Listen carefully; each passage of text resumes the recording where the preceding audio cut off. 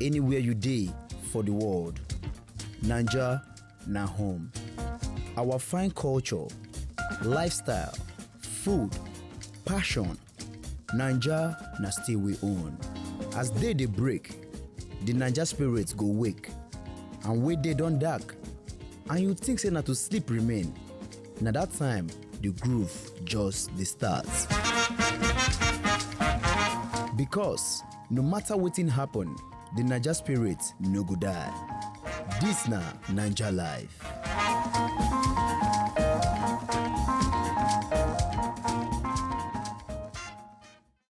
Okay, better country people, if you just on your TV, this na Wazobia TV, and this na your better show where they come here every single weekend from top this channel, where they call Naija Life. As usual, my name na Kabuchi, and now for here I go to sunshine all the levels, all the etc., all the better things where they happen from side Obodo Naija. For this week, we say we could sunshine the Lagos nightlife. That's what I talk the Lasgidi night pore. You understand what I mean?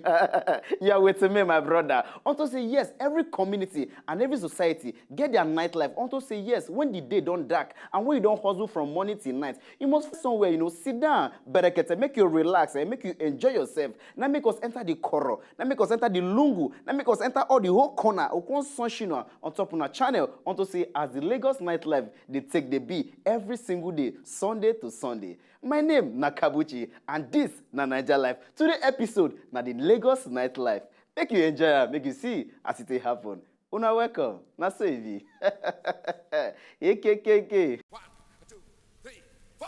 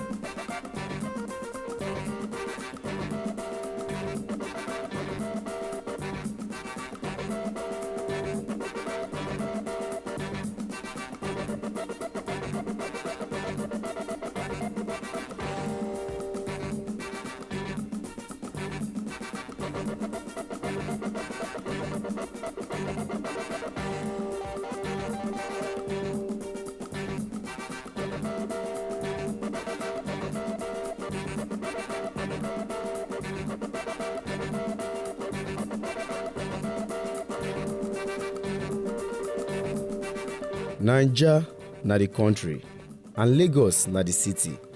Dem talk say owo Eko, Eko ló ń gbé. That is to say, Eko money na Eko e dey stay. For top the show today, Naija Life, I say make I sunshine at the Lagos nightlife because Lasgidi get her own kind of groove. And so therefore, to properly catch the groove and understand the background, na so we carry comot straight to Ikeja.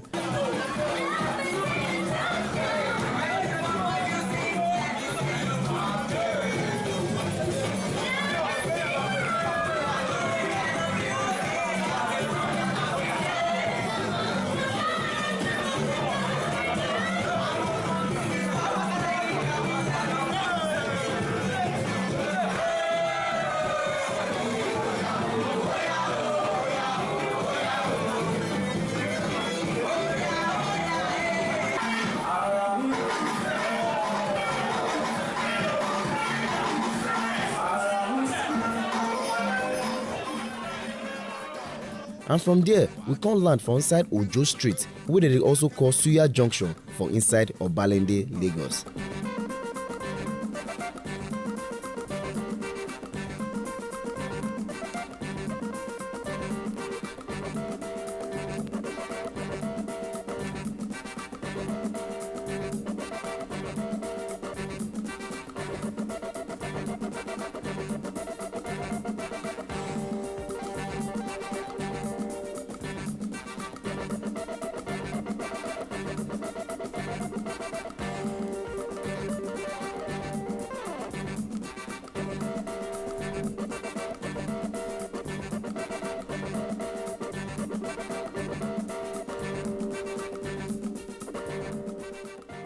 I follow the people yarn make dem tell us wetin make nightlife for dis community sweet well well.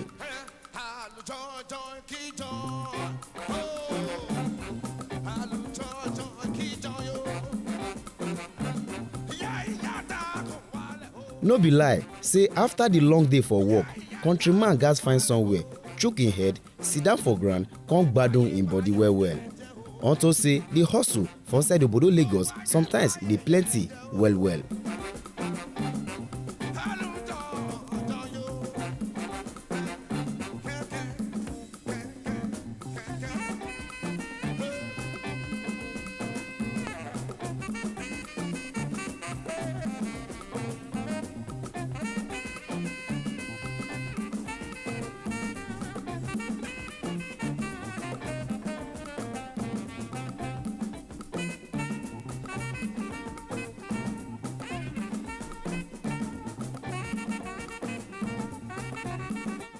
I also say make I follow one of the son of the soil for this community yarn unto wetin make this place be correct faaji place. As e dey hot, dem say soup wey sweet na money kill am. Wetin you want wey you no go see? Shey na food, suya, ashana, abi na even live music, all of these kind things berekete for ground for inside Lasgidi nightlife. You see, we have 10th Street in Obalende. Are you getting? The place where they more, kind of popular is Ojo Street. Ojo Street. For that Ojo Street, now we get Suya Junction. We get Suya Road. And this Suya Road don't dey in existence for more than, to me, the way I understand it, don't dey more existence more than 40 good years. Yes, they've been selling Suya. We have the Suya chairman also. You get so Obalende know that like that. Then the thing where you come there first be say Obalende Road, now place where be say na 24-hour setting, 7 to 12. Now another people go there. Then 12 to the other morning set 7. Now another people you go see there. So now 24-hour setting round the clock. Are you getting? Now that place the day in existence, moving around for more than 40 years. And the other thing, because of the population, we have the thing that they call security. For Obalende here, you no go see say armed robber come, they shoot, bah, bah. No, it no be like that. So because of everybody, they always dey awake. Are you getting? Then if you come now talk of the harlot, the ashewo setting, sure you understand? It has always been like that. So now so we just be. Are you getting? I was born and brought here. Then born me here. I grew up here. Are you get? So I don't dey adapt to it. And so many other people way of my age too. They don't dey adapt to the whole system. Are you getting? But all the same, there's nothing we can do concerning it. The only thing the only thing I just reply is that the world should come and see this place as a tourism center. Are you getting? People can come here, catch their fun, at least catch their fun to a highest way that if I'm here, nothing will happen to me. Are you getting? If I'm here, I am secure. At the same time, even in our setting in Obalende here, we don't have any other setting. We don't get any other setting. Where we say, even if you go to the outside of Obalende, whereby you will see people they holla, they fight or something, they happen like that for Obalende here. Yeah, why I go say Obalende na tourism center, in its own. If you come here, I'm telling you, there's security.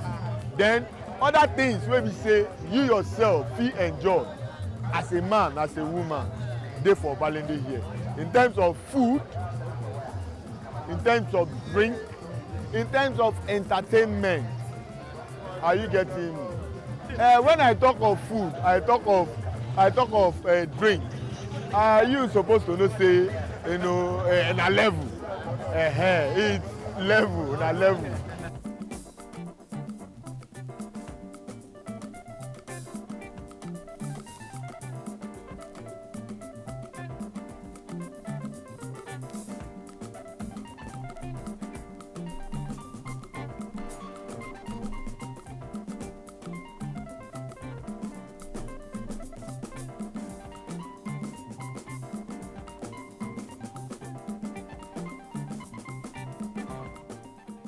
Hajia golden mother don dey sell food every night for this same place for over 30 years now. When you say foods, you cannot say these are my customers or this. Once your food is good, everybody can come with their children, with their wives, especially when they come from office, because of the go-slow most of the time. So they hang around to eat. When it's around 10:30, the go-slow is less and everybody will go. And we close around 12. In fact, like me, I don't have holiday. We dey sell every day. And we come out around 4, we sell till 12 or 1. This place is always busy because we want to make our people happy. And food is part of life. So we have to make it right, sweet, and well, see it for yourself.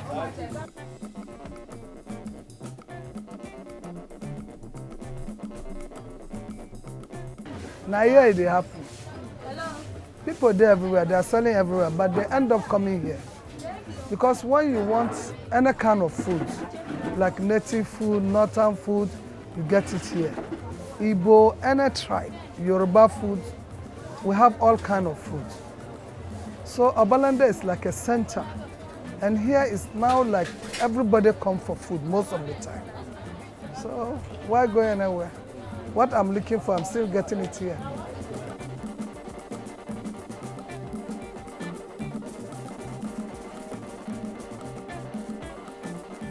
Almost 30 years here. People that knows food business, then go know say now food, now be number 1. I'm not going to tell you that. Because in anything you do, if you don't even buy clothes, you must eat. We are all right. We thank God for everything God is doing for us here. We are all right. Anything can happen. You go to where you want to go. This is my own center, and I deal with food. And this line mostly is food. Suya, here, amala, tailor, name it. Almost all the houses have shop. And all the shops, people are operating the shops. So we are in business, in short.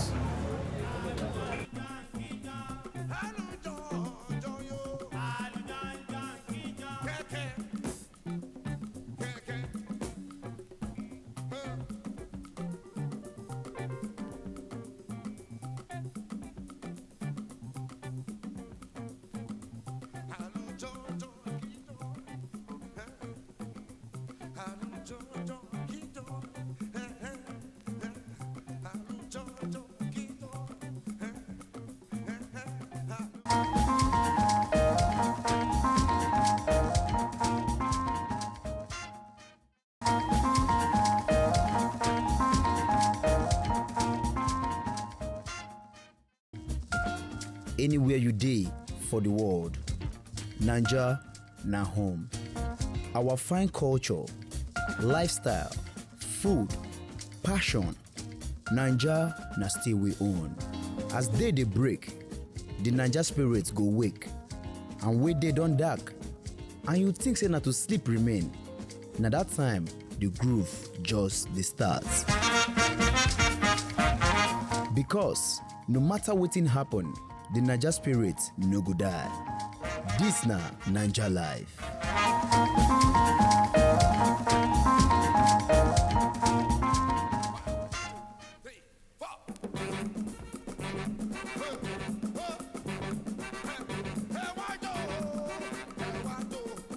E never finish o, as the Suya chairman Seriki also yarn us as the gbedu for this place Ojo Street dey take dey be every single day, Sunday to Sunday. Thank God, wetin dem dey call dis place Suya Junction. For 35 years now I dey here. Then we dey sell suya 1 shilling, 2 shilling. Me dey sell suya. Na me and my brother Alhaji Musa when he don die. Na the two of us dey here. For over 35 years when we dey here, na we dey sell that suya for 1 shilling, 3 shilling. We thank God. Obalende get peace. both Yoruba and Igbo for Obalende. All of us na one. We no dey quarrel, no fight among us. For that reason, na so we dey for 35 years. We dey do this business since the time of Yakubu Gowon. 5 naira, 10 naira. And kuma all of us Obalende, both Yoruba and Igbo, all of us, we no dey quarrel. If you see this one, you go help am. If you see that one, you go help am. Na so we take the sell am from 5 naira, 10 naira, 20 naira, 200 naira. Na so we dey here for 35 years. My name na Alhaji Adamu from Kaduna State, Zaria. I come from Ikara local government. We thank God. Why then give me this post, King of Obalende Ikoyi, for Victoria Island? I get more than 1,000 people under my care. This market when you see us they do, whether na for morning, for afternoon or for night, if anything happen, even if na police case or even if na katakata, I go there, go come to their rescue. That is why all these people come put head together, go meet Alhaji Ami Sudan Gowon and another person when they in charge of the Hausa people when they sell meats. For more than 35 years, there is no time when I no go fit come here come sell. This business, I get plenty branch. I get branch for Island Club. I still get branch for Civic Service Club where I dey sell meat. I get branch for Bagada. I still get another branch for Ikeja sef where I dey sell meat.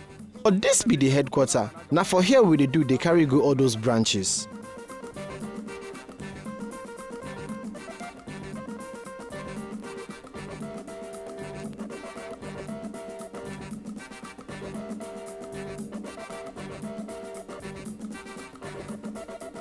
Alhaji Ali wey come from Bauchi State also yarn us as him every day and night take dey be unto say him na suya seller for inside this Obalende.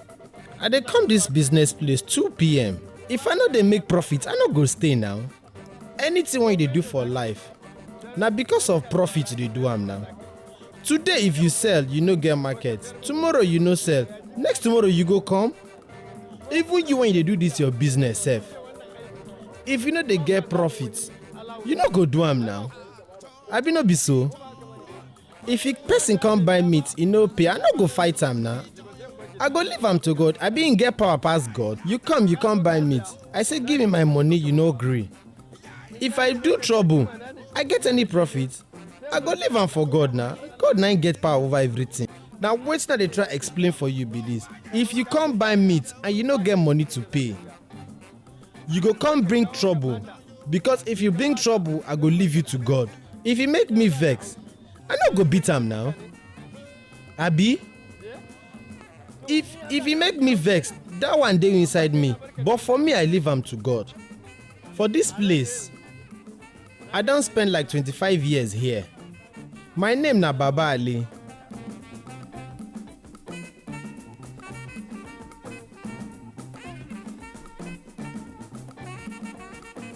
From early momo till midnight, na so the level take dey happen. So therefore, no matter the katakata for daytime, when night reach, make you find one correct koro, sit down, put yourself together, make you come enjoy your life. Na this one go make body and soul to dey very kajad.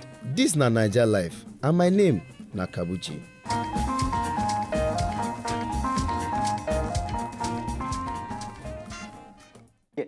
Get.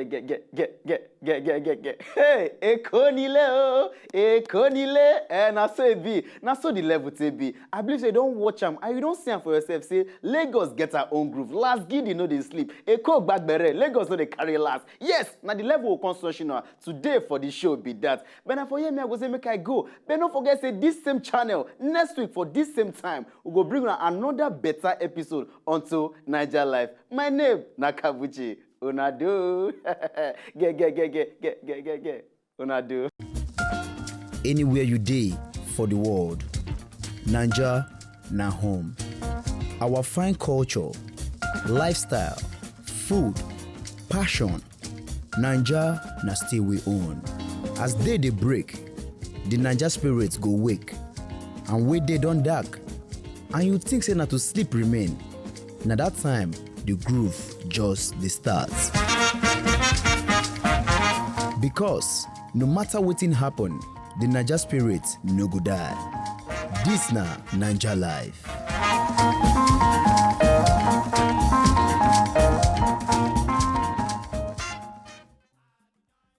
If you know, so just enjoy the video they want to just watch, make una sharply subscribe to our channel. Not darling.